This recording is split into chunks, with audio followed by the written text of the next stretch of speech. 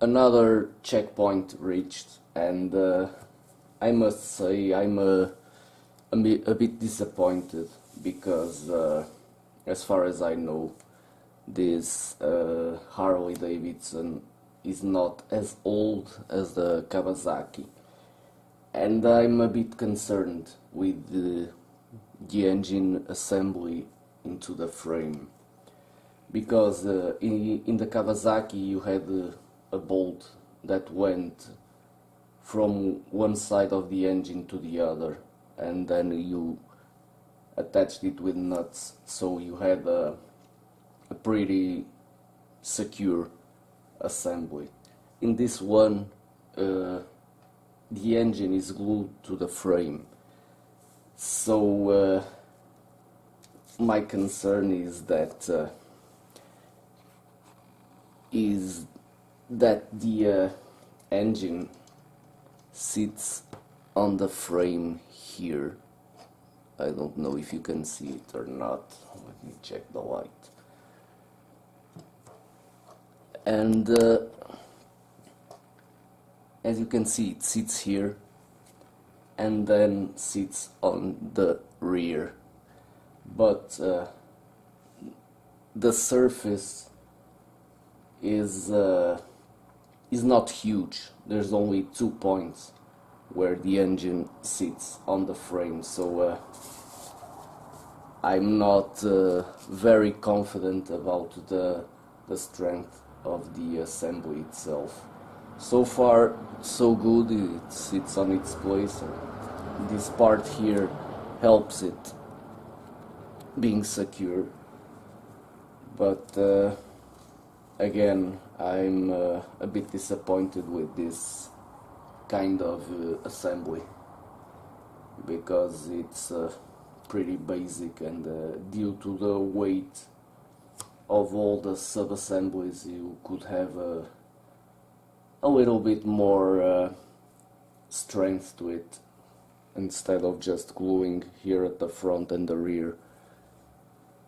But anyways, I think I'm good with it, because it's still in one piece, so everything is good.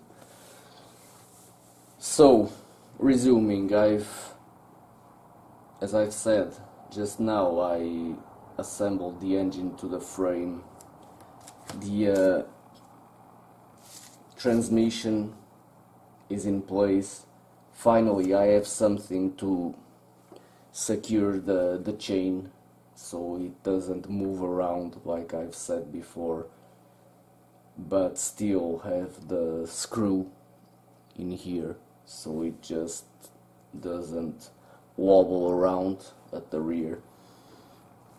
It's looking good so far. No complaints, except what I said about the engine. Everything goes together perfectly. And again, I'll repeat this part. The fins in the engine are a pain to paint. And this is it about what I've been doing.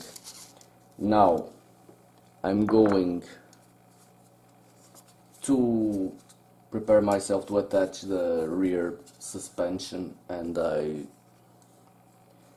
I've already made the rear fender, which was lots and lots of work, because it's a two-part.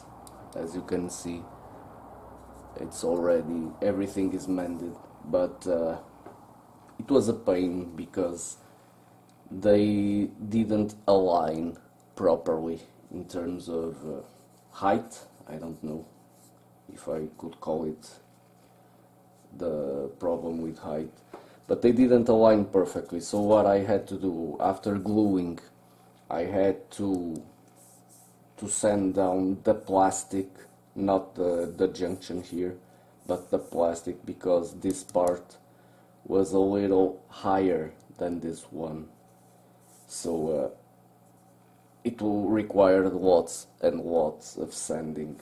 I started with lower grades.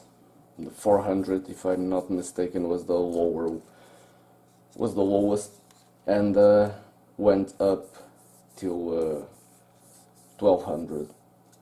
So looks good.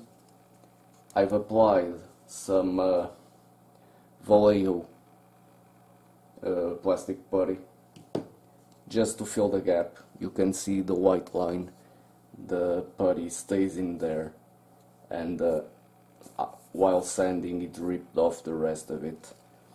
Then I've also applied a little bit of my solution of liquid cement with some styrene, just to fill in some of the gaps where the putty couldn't stay on the plastic.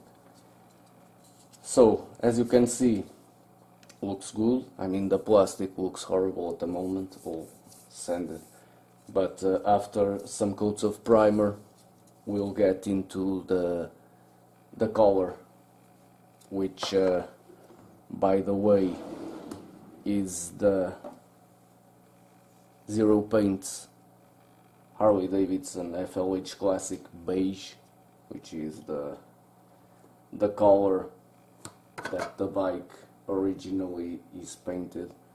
So I could match the decals. Unfortunately, I cannot do this bike in some custom color because exactly of the decals. So let's keep going. The front fender will require lots and lots of chrome parts as usual.